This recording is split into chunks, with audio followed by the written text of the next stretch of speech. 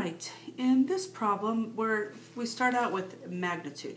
They tell us vector v is negative 3i plus 4j, and we're asked to find the magnitude.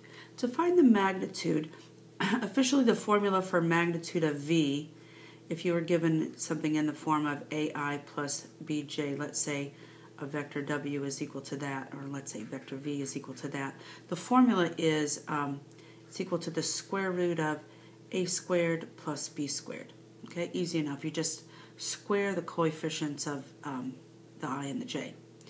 So this, if that was vector v, that would be the case. So in our case, vector v is negative 3i plus 4j, so it's just going to be the square root of negative 3 squared plus 4 squared, which would be, what, 9 plus 16, which is 25, and the square root of 25 is 5. So our magnitude would be 5. Now what if they say what's the magnitude of 3 times v? We just figure out what 3v is ahead of time. So let's do that. 3v would be equal to 3 times negative 3i plus 4j,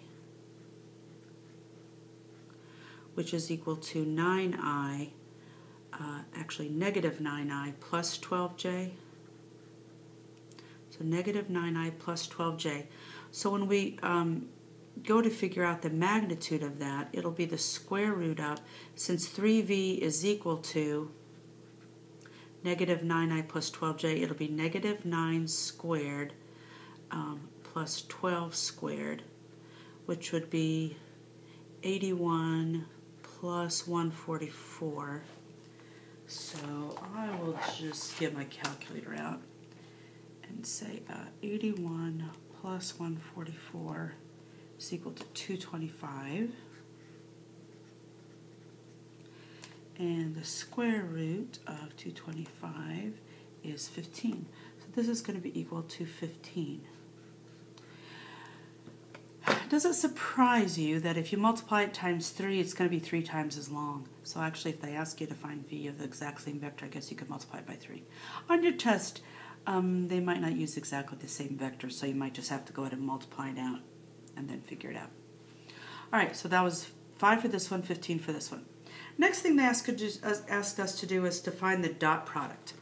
The formula for dot product is you multiply the a's and multiply the b's and add them together. Okay, so in this case it'll be 2 times negative 2 plus 6 times 6. It's 2 times negative 2 plus 6 times 6. So this would be negative 4 plus 36.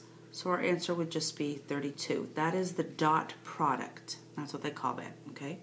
So in this one, you just multiply the i's, so it'll be 6 times negative 2 plus 8 times negative 3.